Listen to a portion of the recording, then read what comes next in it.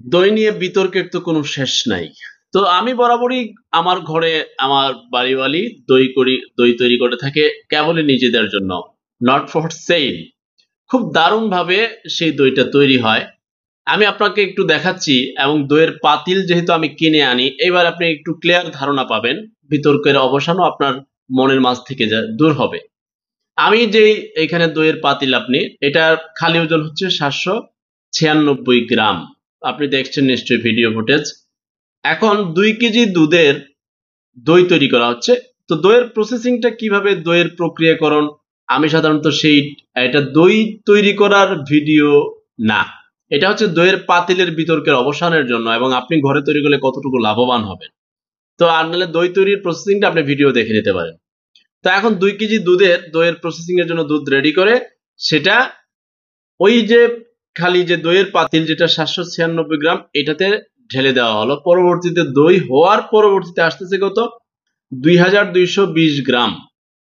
এবার 2220 গ্রাম থেকে যদি আপনি 796 গ্রাম বাদ দেন, তাহলে আপনি দই পাইতেছেন 1424 গ্রাম। তো আপনার সেই পথে একটু তৈরি করা দরকার না? ও মা বোনেরা, যারা শুনছেন, আপনারা কি ভুলে গেছেন ঘরের অনেক কিছু যে নিজেরা নিজেরা তৈরি করা যায়? আপনারা এমন হয়ে গেছেন, আপনাদের প্রতি সম্মান রেখে বলছি, ভুলেই গেছেন সেই অতীতের মা বোনেরা কত চমৎকার করে ঘরে শিশুদের জন্য, বড়দের জন্য কত ধরনের খাবার তৈরি করত। এখন আপনারা এতটাই আধুনিক হয়ে গেছেন যে সবকিছু বাহিরের উপর নির্ভরশীল, আর সেই সুযোগটাই নিয়েছে আই লাভ ইউ ব্যবসায়ীরা। এবার আপনাকে ইচ্ছে মতো ঘষা মাজা করে কমে টমে দিয়ে আপনাকে বুঝাইয়া দিবে। এখন আপনি যদি এইভাবে দইটা তৈরি করতে পারেন, এবং আমার চোখে দেখা খুবই ইজি প্রসেস দইটা তৈরি করা, এখন সেইটুকু যদি আপনি ঘরে তৈরি করতে না পারেন, কত স্বাদ ঘরের, একেবারে 100% কোনো ভেজাল মুক্ত, এরপরেও আপনি এখন এই দইটাও তৈরি করবেন না, তাহলে আপনাকে আপনাকে তো কিছুটা ভেজাল আপনার ভিতরে যাইবো। আপনার মনে সন্দেহ থাকবে, দইয়ের ভিতরে কি টিস্যু দিল কিনা, ভেজাল করলো কিনা, পাতিলে ওজন দিল কিনা বেশি, আমাকে সঠিক দইটা পাইলাম কিনা, কত তাল বাহানা। তো সব তাল বাহানার অবসান করার একটা সুযোগ আছে। আপনি যদি দুধ কিনে তারপর দইয়ের প্রসেসিং এ পাতিল বাজার থেকে কিনে এনে বসিয়ে আপনি এরকম দই খেতে পারেন, আশা করি চেষ্টা করবেন।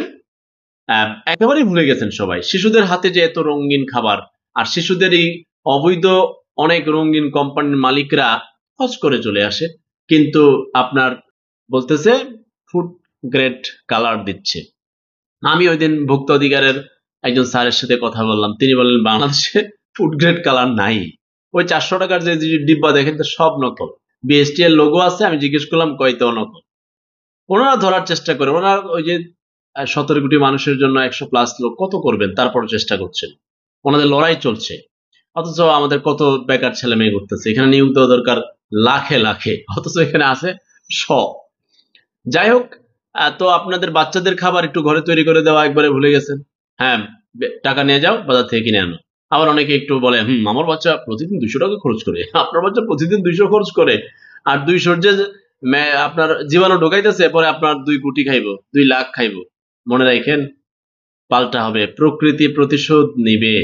দেখছেন না রেমাল ঘূর্ণিঝড়ে যেগুলো সমুদ্রে ঢিল দিয়ে দিয়ে আই লাভ ইউ মানুষজন ফালছে, আবার সমুদ্র আইন না ঘরের ভিতরে দিয়ে গেছে আই লাভ ইউ টু ল তুই।